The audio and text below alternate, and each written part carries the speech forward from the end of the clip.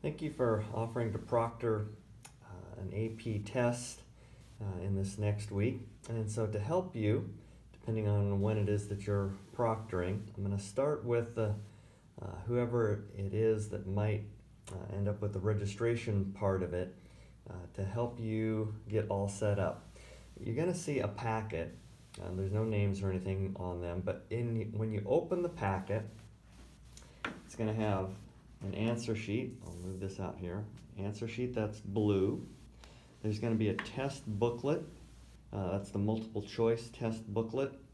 And right now they're yellow for the administrations in this week ahead. There's probably a free response section. And then there's another booklet that might have some questions or reference materials in there. And then you'll probably end up with some stickers. So I'm going to take you from the answer sheet and let you know what you need to do. This is an example of a student who I had pre-fill this out. It's for a chemistry test, but it's the same regardless of what you do, of which test that you're taking. So first thing is that as the student goes through, this first section A of this first box has their name. Box B is their AP ID. Now where that comes from is the stickers over here, and I'll have those for you. You'll take one of them and place it down here. If it's a blank one, a blank answer sheet, it will say AP ID label, but that's where that goes. And the number that's under that barcode is what goes up here in B. Then C is their date of birth. Section D, they can decide if they do or do not want to get information from colleges. It's a scholarship. Student Search Service is the name of it, but it's primarily scholarships and information from colleges. They can decide what they want to do there. That's D. E is the multiple choice serial number, and if you look closely, there's an S already printed on there. If you go to the multiple choice booklet in the upper right hand corner, under that barcode is a long number that starts with an S. There should be the exact same number of spaces as there are numbers right there, so they need to transfer that in there. Always bubbling all of these there. So that's E.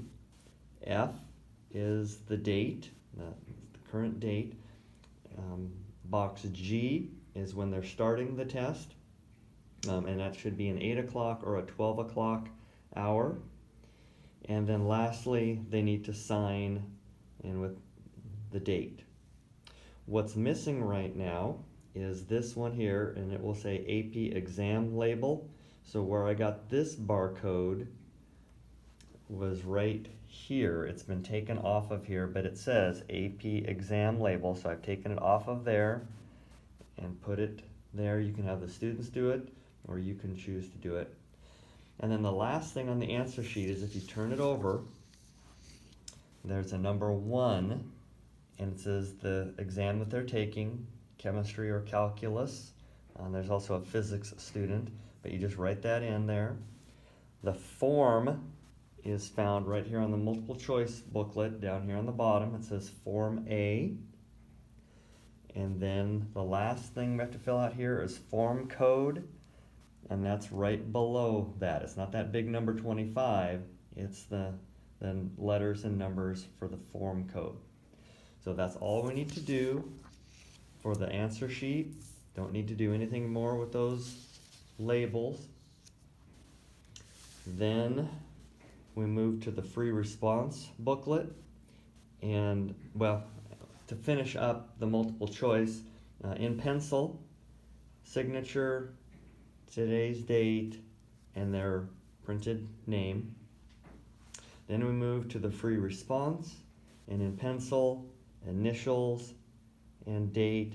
But on the back of this, and do this all at one time before they're testing, in pen, you need to put the first 2 letters of the last name of the student, first letter of your first name, date of birth, The school code is 380936. Now, if you have students that are testing from elsewhere, and in this case we'll have some St. Stephen's, they may not know their number, but on this sheet of barcodes that's their AP ID, their school code is listed right up here, and it will be different than the 380936. And so if they don't know what it is, pull that out for them and then allow them to do that. So again, remember this is in pen. You don't need to do anything with this free response reference or the questions depending on the exam. And then you have some stickers. Just pull those stickers off, leave them for me when I return. You don't need to do anything with them. The last pieces of information is the length of the test. So you'll have a timer provided for you, or you can have a timer of your own, but just recognize there's going to be two sections. So one is the multiple choice. In this case, in this at a glance, for the chemistry test, it's an hour and 30 minutes. You can see the number of questions, percent of their score. You can see what they have to use, whether it's pen or pencil, and then if they can use a calculator or not. In this case, pencil and no electronic device, so no calculator. And they have an hour and 30, so you can just set the timer and let them go. Once they get done with that half, give them whatever break that they need. And then for the second half of the exam, it's referred to as a free response.